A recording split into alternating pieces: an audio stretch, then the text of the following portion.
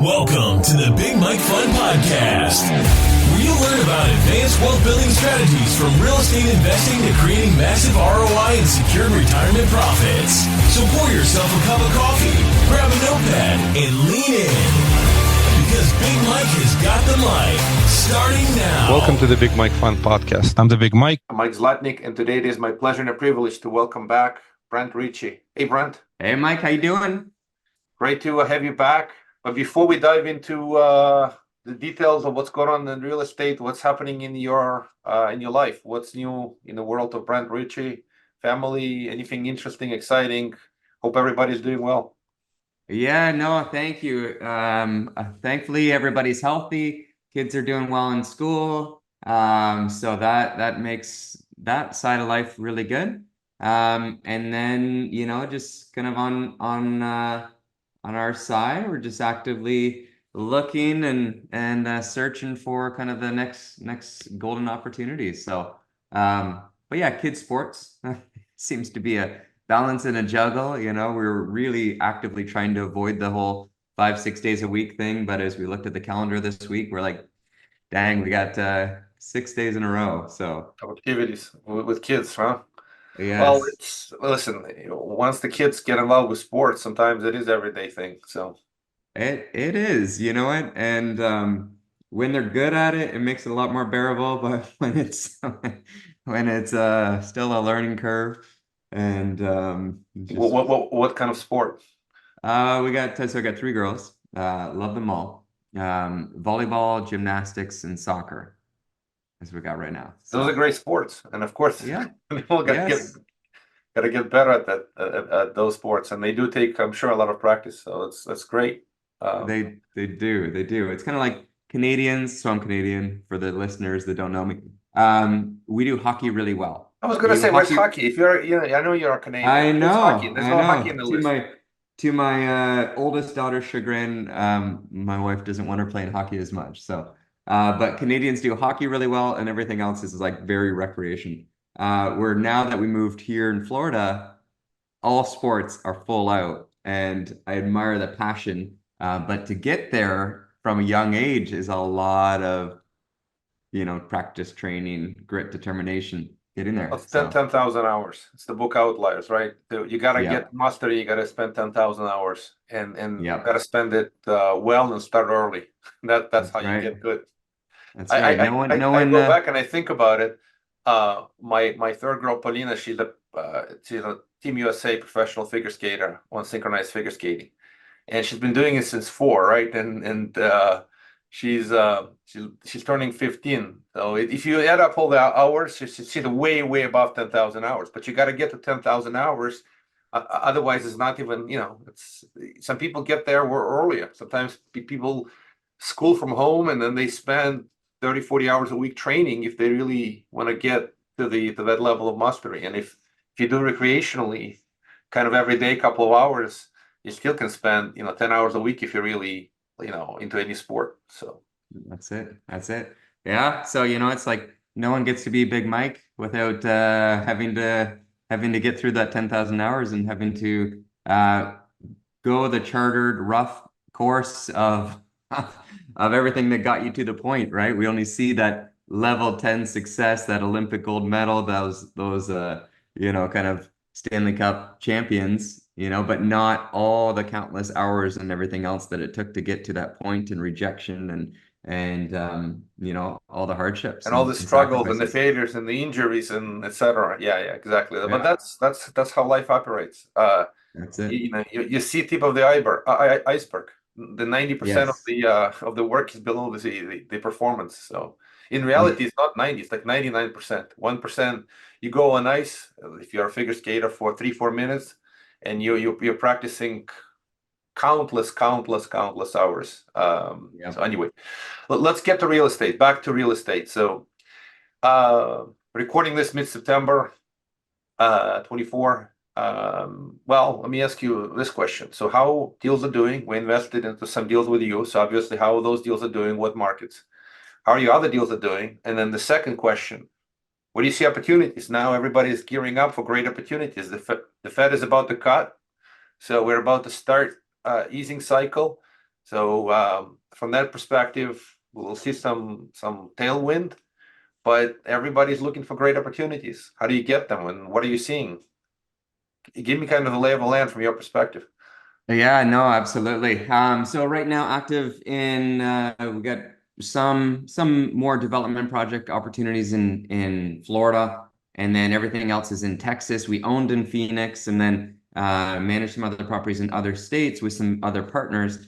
But right now, we're kind of seeing, I think Q4, right? We always have hindsight is the best vantage we don't have, so we can look back at that time, and I think even give it a year later from today, so mid-September 2025, I think we'll look back at this time and saying, wow, we were able to buy deals in Dallas at a 5.7 cap on the T3 or a 6 cap or a 5.5 cap. And so I think moving forward, we'll see this really as a golden time, right? The unknown is what causes pause, and it causes to put people on the sidelines. And so I think overall, bridge loans are still causing a problem, even if the Fed cuts 25 bips, right? 0.25 or 0.5%. My wager's 0.25 for this Wednesday. Then it'll start to incrementally move the needle, but you also have the treasuries that are moving dramatically in our favor, right? Last year we almost broached 5, and now you're 3.4, this morning. So you've seen treasuries already move in the right direction, which is largely influences agency debt, Fannie Mae, Freddie Mac. And then the Fed, as they continue to start to cut and then move forward with future cuts, I think is a trajectory that we're all kind of anticipating. I think that'll just further bolster the market and further make it more attractive, putting both agency or maybe even bridge debt. I think we're still probably got another year horizon before bridge debt becomes more attractive. But as those things happen, now that factor at least gets to speed up the market, and your biggest expense on any of these projects is debt. And so as you really adjust that expense, that has a huge positive impact on our business. So That's the theory. What practical deals are you seeing? So everybody agrees with this point. Buy now while the rates are still high, right before the Fed starts easing. I completely agree with you that you can only see the past. Basically, when we are quarter or 2 quarters or a year from now, we'll know what really was transpiring in the past. You can't really see the present. In the present, it's very hard. At least directionally we know, but it was at the bottom of the market or not yet. So all this is still unknown, although we are somewhere near that. And the theory is correct, right? A year from now or 2 years from now, when the rates are meaningfully lower, all the cap rates should be meaningfully lower for multiple reasons. All that is agreed. What specifically are you seeing? Are you seeing any interesting deals in Dallas? What opportunities? I just want to see kind of like you're the real field warrior versus I'm a little bit more a theoretician. Of course, we invest in deals with you and other folks, but at the same time, usually you see deals as a result of what transpired a number of months in the past. You kind of work on all this stuff. I'm just curious, are you seeing more motivated sellers because they're getting squeezed by still higher for longer interest rates and they can't wait any longer? Or what are you seeing? I'm just how do you get these super good deals? Because if you can hold on longer, why would you want to sell now? That's the whole theory.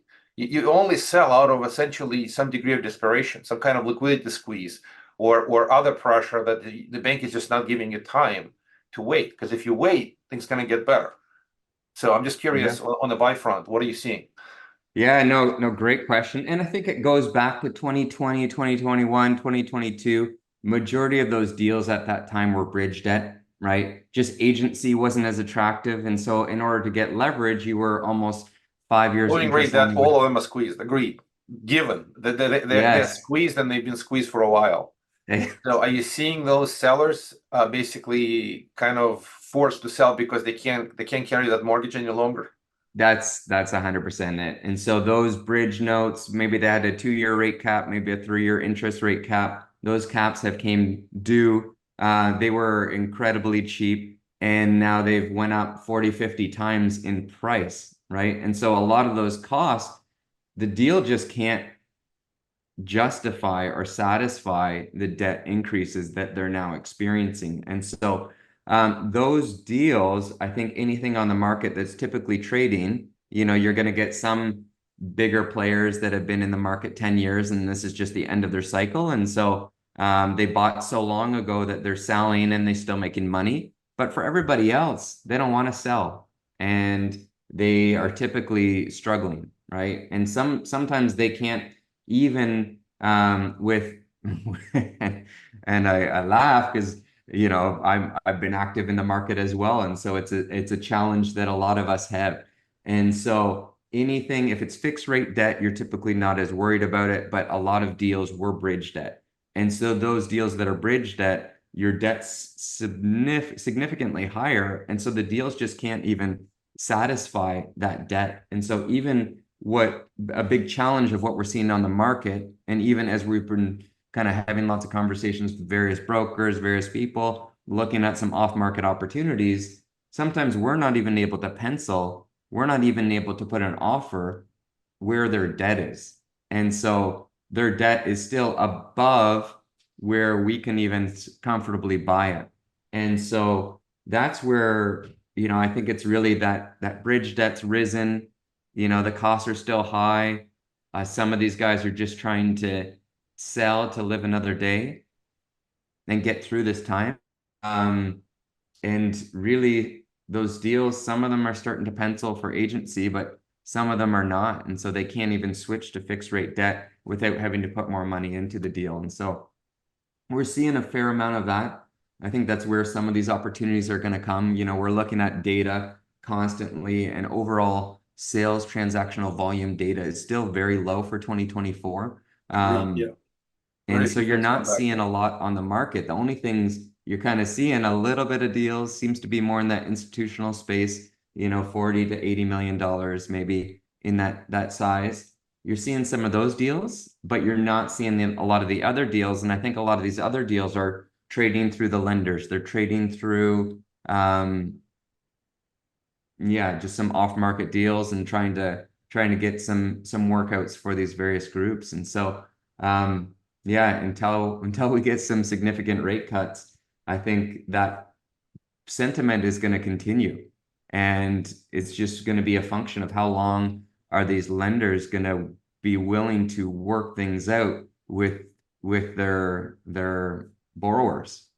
So that's kind of what we're seeing. We're seeing cap rates. Houston is like you're saying, is falling out of favor a little bit more than Let's talk about Dallas. markets. That's different cities. So Houston beaten up, Phoenix beaten up, Austin beaten up, parts of Florida beginning to get beaten up too. For many factors. Florida is particularly beaten up because of heavy insurance costs. The numbers it's gotten very much harder. But Dallas is holding up more or less, right? Just curious, go through kind of market by market list and what you've seen. Which markets are heavily beaten up and which ones are sort of holding up? Yeah, thankfully, and this is a deal that we were fortunate to partner with early on in Phoenix. So we enjoyed the rise of that market, and then that one we exited really good, right? We exited phenomenal. Those are what you want all your deals to look like. But that one we kind of exited early 2022 or mid 2022, and we missed the peak. It who fell cares? fast. Like you're not supposed to time the market, right? If you did good enough and you're close enough, if you try to time the market, then you can miss the market fast changed. So it especially those markets, it spiked quick and it dropped really quick. And then you had this huge influx of Class A supply coming online, or a lot of new construction. And so that really, I think, held that market down. And so you're still seeing price falling. So Phoenix definitely taking how much of the beating. peak? Just curious, Phoenix, how much of the peak? I know it's a market broad number, but 30, 40%. Okay, that's more or Yeah. less in line with what I was expecting. And Yeah, that's probably not every asset, of course, but quite a bit of properties drop that much in price. definitely. And when Definitely. you have that much in price and you bought in 21 or 22, and you lost 30 to 40%, you're solid upside down. The bank debt is significantly higher than the price. I guess Yeah. your opportunity to buy, you have to do a purchase through a bank approval or bank, sort of a short sale. Maybe the banks are marketing these assets, or they're holding on to them. They might choose not to dump this stuff on the market. This is not going to be a dump the product. It's more of a wait because everybody knows the rate's going to drop. So it's either the bank who will wait or the owner who will wait, right? So it's kind of one of Yeah. these situations. Yeah. Yeah. So Phoenix, Houston, anything 1980s or older, just fell out of favor in Houston. Insurance kind of went through the roof. A lot of carriers are just either not carrying it or they're just so expensive to make it. And so those deals you have seen just get decimated. And that's a lot of the workforce So housing what a in decimated that. means. Also 30, 40%. Oh, yeah, more, maybe more. Yeah, 30, 40%. So I mean the flip side to that, anybody buying in that market for those vintage assets, it's out of favor. Nobody wants them. And so you get, if you're able to buy at those price, it's some very attractive pricing. However, it's just you got a lot of challenges in that workforce housing space. And so that's something to think about. Dallas has fared really well and really strong. Certain So what workforce does that mean? pockets. More specifically, on the aviation front, is Dallas corrected to what degree? It's just your best guess. I know this is all the most difficult part. It's you don't have a lot of data. You have limited data. Transaction volume is low. So a few things are transacting, and then it becomes relative to a hypothetical sale at the peak, versus now. Just how much do you think the Dallas has corrected? I would guess 20 to 30%. Of course, the brokers are going to want to tell you there's not much correction or it's been 10%. But I think realistically, if you look Even at Dallas, volume, 20% to 30%. 20, 30%. Yep. Yeah, I Okay. would say so. And if you think of a lot of these deals, when you buy them, you might put on, let's call it 60 to 70% debt, 30, 40% leverage. And so just that loss in the value, right, often wiped out a lot of the equity. And you got to ride through this time out the other side, and I think we'll see those gains made up again. But yeah, definitely has created some challenges. Orlando, you're seeing a huge amount of inventory and volume come online. Concessions, crazy concessions. We were looking at some projects. You were seeing 2 months, 3 months off in some of these areas. And Overbuilding, too much supply. too much supply, ton of Class A coming online. And so definitely feeling the pinch and feeling the impact of that. I Well, it's believe, an opportunity for new money, right? If you're a new buyer, it's the opportunity. One person's distress or challenges and another person's great opportunity. And that's and as that's it. classic as it gets. But today, that's what it feels like, right? Yep. Yep. And that's it, because now you're like, okay, the values went down 20, 30, 40%. Okay, so that's a fantastic time to buy. It's a great time to get in at those assets at that pricing. Because now, a rebound back to even just what it was is a fantastic gain for your money. And then anything above that is icing on the cake. So, and I think that's historically, if we look back at the curves, you look back at pricing, often you don't reset significantly down to previous corrections, right? You kind of go up, you get an adjustment down, and then you're going back up higher, and then adjustment down, and then you're going back up higher. And so, I think we see that moving forward. Of course, a lot of wild and crazy things happening, but I mean, we're seeing that right now. We're seeing be able to kind of get in at a really attractive basis. It's just, making sure it makes sense and making sure that kind of everything still pencils. And so we were fortunate to be able to buy an asset, Class A asset in Houston, in that Houston MSA. and get in at a 6.5 cap on a When? T3. Got it under contract and then closed this April. And so, to find those opportunities, you at that time though, there was a lot of unknown. There was a lot of like, we don't know what's happening with the Fed, we don't know what's happening with treasuries, and so that created a lot of people just you pencils broke up down. for a second there. You said you purchased property in Houston at 6.5 cap this April, and you got it on the contract when? Late last year? Yeah, late last year, Q4 last So year. it's a 6.5 cap on the as is trailing 3. Yeah. And are the properties still trading around the same 6.5 cap? No, and that's the thing. So that's where I really believe, and kind of we've been active pursuing, putting offers, sometimes winning offers, losing offers. But we've seen, that's where I really believe Q4 last year was really the bottom of the market, and it was the most uncertainty, the most unknown, the most people pencils down. And so those are the time where pricing drops because no one's at the table to buy. And so if you're at the table knocking and saying, hey, I'll take it, that might be, you might get fortunate to be able to buy at those pricing.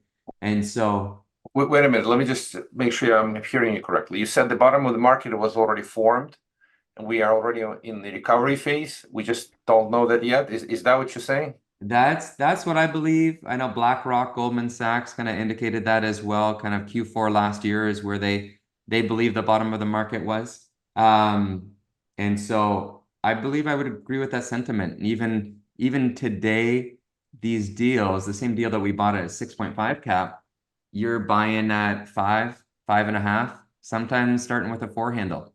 So I think Really? we're already seeing that sentimental shift. So And the market is fronting Fed action. The market is fronting. Well, let's call it December. Last Q4, the long rates, the 10-year yield was around 5%, right? So 10-year Treasury yield was at the highest, and the yield has retreated, and today it's trading at 363, 364, right, somewhere around there. It's obviously fluctuating, and it's retreated so much from the peak that you're effectively saying there's already been a recovery because mortgage rates have fallen as a result of those changes in the 10-year Treasury yields. And then the Fed, so all this fronted the Fed. Fed is just starting now. They're way behind the schedule, or maybe they're on schedule in their own schedule, but the market is way ahead of the Fed. And you're saying valuations have already started to improve. We just don't know that yet because you look in the rear view mirror and it takes time to all this stuff to sink in. Is that what you're saying? Yeah, exactly. And often you look at CoStar data, axiometrics, those are 3 months, 4 months, 5 months, 6 months behind, right? By the time you get a property under contract to close, let's call it 3 months. And then that stuff's posted, right? Or maybe not even posted, like Texas. And so you're looking at data that's old. And so you're really not kind of with what's happening trading in the market. Like I would love to be able to go and buy a 6.5 cap in Dallas right now, but unless it's in the hood, you're not going to get it. or a really 1960s asset, you're not buying at those pricing anymore. And so you're already seeing more people interested, more people putting offers, more at the table. And so, yeah, I believe we're already in the recovery phase. And I think as the Feds cut, those will just get better and better. And I think even, we'll look back a year from now at September 2024 and still say like, wow, that was a really great pricing on these assets. And so let's call it B value. So B assets in somewhere in DFW in a solid workforce housing area. You're probably seeing those things trade around 5.5 to 5.75 cap rates. And then if it's an older asset or not a nice area, 6.5 plus. And your A assets 4 and something up to 5.5, probably today in this market. Yeah, I hear you. So, well, 575, it's all relative, right? All these numbers, all these cap rates, they're all relative to what they used to be. Maybe at the peak they were in the 6s. Now it sounds like they're coming down to 5.5, 575 in Dallas, which is one of the great growth markets. And on a relative basis, these cap rates look attractive if you go back and look to what they were at the peak. But how fast we turn, still time will show. The volume has been super low, and so we were in agreement. So what are you doing to take advantage of these opportunities? That's the bottom line. It's kind of like, okay, you don't really know if it's a market bottom or not, or maybe market bottom has been already established. But credit is super tight right now. Are you able to line up decent financing options? Are you able to get good bids in? And what are you doing on the equity front? Are people writing checks, or they're still ultra nervous? And because the ecosystem of investors who participate in many of these deals have the sour taste from the deals that they wrote checks into 21, 22. And some of those deals are going south or have gone south, right? So it's kind of like, for fresh money, it'd be a great opportunity. But how do you get investors who lost money to believe you now? Because 2 or 3 years ago, the story was the same. Things were great, but they were not great. They were terrible. Well, we didn't know that, but it was a peak of the market. And today, when you're telling them, well, now things are great, but can they believe the story? And not only can they believe the story, do they have the confidence to write another check? No, that's I think that's the $1 million question, right? And you're seeing that just challenge for finding equity. I think has played out exactly like that. You do have some current investors that have been in the market for longer, and they've seen kind of through the ups and the downs and the hits and the losses, right? That it's still a fantastic play. And overall, I think, anybody that's been investing and trading, so let's call it 2015 and later, they've seen so many gains that their portfolios are still up, even with the losses. And so we have some investors like that. If you bought that long ago, sure. I mean, you're up heavily. If you bought heavily. The worst part is if they traded up, made profits, and they kept doubling down. That's the problem. You just kept reinvesting into more and more leveraged deals, trying to magnify the returns. And if it's the wrong timing, you could have heavy losses on the 21, 22 investments, while you made good for many years in the past. Yeah. And so you see a little bit of that. I mean, for sure, without a doubt, that is a challenge, right? And that is like, there's some people that probably will never come back in the space. And even though they kind of maybe made some good gains early on, or maybe they started investing in 21, 2, 3, and a lot of those deals kind of struggling, or hey, you got to ride through. You're not going to see the end of the rainbow until you don't want to sell right now in this market, and you want to be able to hold on a little bit longer. And so I think you have a variety of investors, kind of from different mentality and places, but that is a challenge for sure, without a doubt. And I think back, I was just in university in 2007 and 8, 9, and the great financial crisis, but I know liquidity kind of did the same thing, I believe, and it kind of dried up, and a lot of equity kind of dried up. And I know people went different places. Some people, like Ken McElroy, went to Canada, started a fund, and started able to get some equity kind of from that market down here to buy a bunch of assets. And so I think, probably moving forward, looking at this time, great time to buy, and great time to buy at some really attractive basis. But yeah, how do you find that equity that's willing to also kind of feels the same way about the market sentiment, buying at a discount, and being able to see the rise? Yeah, so how do you answer this question? So directionally, it looks like now maybe the right time or near the right time to write a fresh check.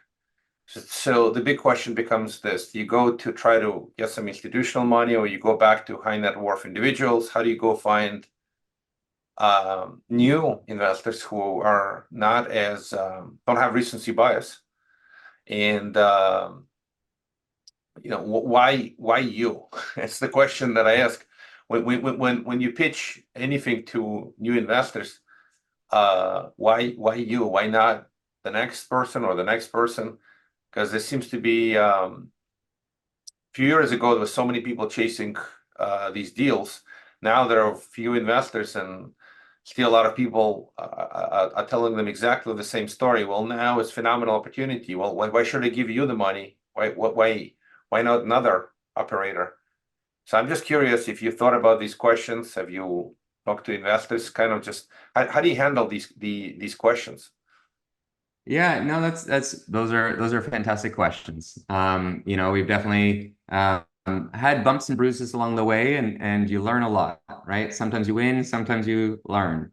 And so, I think it's a continual process of life, as you just grow and understand risks and then how to de-risk things more, right? And how to make sure, bridge loans, hindsight back 2020, 21, 2, 3, especially 2020 and 21, 2, bridge loans, although people were able to make money hand over fist, kind of in that previous upcycle with bridge loans, because you didn't have these massive prepayment penalties, just that risk was so huge, right? And you don't really understand that risk until you've been through it. And to know how to demitigate that risk, or you just think, okay, that's a risk factor, but you don't really take it as seriously as, okay, now you've lived through it and you've personally had to put a lot more money back into projects to fund projects to make sure they kind of get through this turbulent time and out the other side. And so that is one big element for sure. As you've been investing longer, you understand more of the nuances associated with just how to de-risk investments and how to make sure you're protecting equity, and then growing equity second. So that's a big thing. You learn a lot, of course, as you manage, own, and operate, more and more deals and kind of have been through cycles. I think it's just knowing what you know now, and knowing the stage in the market, it's still a fantastic time to be able to buy, right? If you went through the great financial crisis and you had some bumps and bruises along the way, to know, 10 years later and to say, okay, this is happening again, and I saw what's happened, I saw the trend, I saw, kind of how to make good money for everybody. Now it's like that's a much different vantage than just reading about it or not really understanding kind of the challenges as you go through a different down cycle in the market. Well, you study the past, right? You study the past to learn valuable lessons, and you try to adjust your investing. Like you said, the book, sometimes you win, sometimes you learn. I love the book. It's both a concept and a book. There's another book I start reading. The book is called What It Takes by Steve Schwartzman, co-founder of Blackstone. And, it kind of comes back to you. One of the most important lessons they've implemented is never to lose money. And if you go back and you think about this, if you implement that principle early enough into your investment decisions, then if you were able to recognize peak of the market, then I wouldn't have invested in 21 and 22. You wouldn't have invested in 21 and 22, right? Things would have been very, very different. But I have to say that some of these things become so obvious at some point in time. But hindsight, looking back, the reverse is true. If you went to, again, 2008, 2009, great financial crisis, things started to recover. They may not recover as fast as you ideally want. But again, you're not trying to time the market. That's the whole idea today. This is not about timing the market. It's directionally, you're close enough. On the new deals, you're getting these prices at a point where it almost is a shame not to buy. The only thing that's limiting the buying decisions is obviously finding these deals. On one side, you got to have enough of these motivated seller situations, and two, financing them and finding equity and debt. So that whole disbalance is a phenomenal opportunity, but taking advantage of it is not easy for all the reasons we discussed. But it's pretty clear to me. You're the second person on the podcast who is sort of claiming that we already passed the bottom of the market. We are on the recovery. We just don't yet see it because it takes time to see the past. Yeah. So it feels like anecdotally you're probably right. So we'll see. We shall see. It's not just the identifying the market, but it's also being able to get these deals done, and raising capital. Yeah. So, any other quick thoughts? Any other comments to the work? I guess so. We're active, we're looking for deals, we're lucky, having a lot of these conversations with the brokers, and some on market, some off market. Another big avenue that we're kind of really looking at right now is how do we help existing owners? You're existing owner and you're struggling and you're trying to figure out, how am I going to get through this time? I got expiring rate caps, your debt costs are through the roof, and it's not sustainable. And so we've been through this, and we want to help other people kind of avoid it. And so, one of the avenues we're looking at too is, okay, helping people through the consultancy, right? And helping people kind of get through this time and create or devise a plan or create some way for them to live another day, right? And so that's something that we're actively looking and pursuing right now as well. And I think that's, another kind of a branch as the market's slow and as things are kind of put on hold, or sellers don't want to sell, and so activity very low in the market. And so that, is something else that we're looking to do, and just really help owners fight another day. Yeah, I appreciate that. So that comment is already, so I don't want to call it dear to our heart, but we've been doing this for sure. Call it recovery capital. The other term was to be used, rescue and recovery capital, and consultancy. Yes, you could certainly make money on consulting, but the bottom line is you need capital. These deals that still have sufficient, let's call it enough equity, call them equity rich, cash poor. I don't know how rich they are, but sufficient equity where you can actually justify trying to help them. But if your deal is solid upside down, there's not much you can do. In other words, if the debt is greater than equity, then how can you help these folks? Because you can't raise additional capital. The bottom line, it becomes this, right? If the deal has enough cushion, you can come in with some additional capital. We call it mezz debt, and you can step in and offer mezz financing. And for new money, it's a great opportunistic way to participate in these deals with some real equity behind them. Then yes, it's an attractive opportunity. It can be an attractive opportunity. But if you're coming in without money, I don't know what you can do. Most of these deals, ultimately, they need money. You can come in with tough terms as a mezz lender, but without the capital, I don't see the path to survive unless somehow the bank will be ultra accommodating, and most of the banks are not. So if you can't pay the mortgage, if you can't keep things afloat, then you don't get to fight another day. So I do concur that rescue and recovery capital makes a ton of sense today versus brand new acquisitions. Because if you can't get the brand new acquisition, you can deploy rescue and recovery capital in the right deal, then you could take advantage of the situation. And it's really intended to be opportunistic new checks, right? You're coming in, your agenda is not charitable work, and I mean this with all due respect, right? You're trying to help them, but at the same time, you're trying to make a buck. So for the new money, for the new investors, what are you doing? You're not sitting there, hey, I'm just gonna do a terrible project and help existing investors. That's not the case, right? What you're doing is, hey, is this project worth for me to put in some recovery capital and get a great return on that? And existing investors have to line up behind me. And if they get their money back one day, that's good for them. But my primary agenda is to deploy fresh capital in this environment, right? I'm just kind of thinking this thing out loud. We've done quite a bit of it, and I'm just curious if you're seeing anything else. Again, rescue and recovery capital, just recovery capital.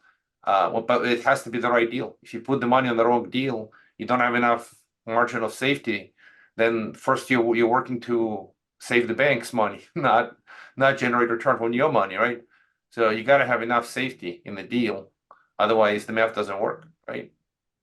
Yeah, you're seeing some lender workouts.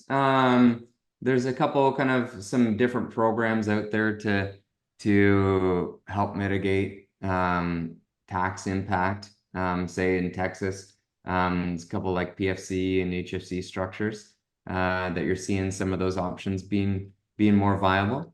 And then just lender workouts, like you said, is your lender willing to work with you or not? And so that's obviously kind of an individual lender basis, and but there's lots of creative options with the lenders in that space too. So you're seeing that there may be an opportunity to work out these deals with an upside down balance sheet, sometimes where the first lien lender is always some more money deferral than on the the back property is worth. end. I think the sentiment kind of with a lot of people is, okay, the rate cut's starting to happen, as the time of this recording, it's going to be Wednesday.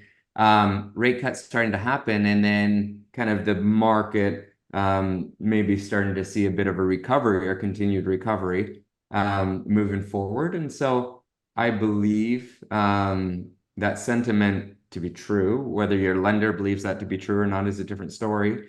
And then is there something, right? And I've seen the stat not too long ago, but there has been a significant amount of lender workouts. Not all lenders, of course, are willing to do that, but definitely some lenders interested in working out various scenarios with their sponsors. My guess would be, and I haven't seen enough of them, but the lender workouts are really only likely taking place when the property values drop so much that the lender feels there's no sense for them to take the asset because the asset is worth less than the loan. So if the owner is still cooperating and still working the asset, maybe it's better to do a workout with them. If there's any, let's just call safety for the lender, their motivation to work something out with you is minimal. So it's on those deals where it's so upside down, they'd have to recognize a loss, which they don't want to do probably. So they may be flexible to do a workout because it's already upside down. It's kind of based on how much the property value corrected and what the condition of the property, et cetera, can make a difference how motivated the lender is. No, I think that's it. I've heard that. That's kind of sentiment that some other people have expressed as well. Basically, as long as operations are going fine, but maybe it's a debt challenge, maybe it's a sub-market challenge, but operationally, this operator has done a good job in that specific space. It's not the right time in the market to sell, and they believe 12, 24, 30, it's going to be a much better time. Then maybe, like you're saying, there's some give and take there. Because they don't want to recognize the loss on their specific debt funds. So that's kind of what I've seen and I heard. And in situations where there's enough equity, the banks just basically they actually press for more interest reserves. They press for a mortgage balance pay down. They're trying to protect themselves. But if they have margin of safety still built in, they are not motivated to give you a break because they feel that they're in good enough position, especially if the market is already recovering. So Brent, I appreciate your wisdom. How would folks get a hold of you? What's the best way to reach out? Yes, awesome. Always a pleasure, Mike. Thanks for having me on. Honored to be on the show.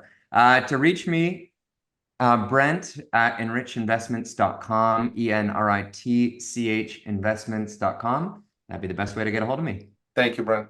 Thank you for listening to the Big Mike Fund Podcast. To receive your copy of Mike's How to Choose a Smart Real Estate Fund book, head to BigMikeFund.com or visit Amazon and type Mike Zlotnick. Keep listening and keep investing Big Mike style. See you on the next episode.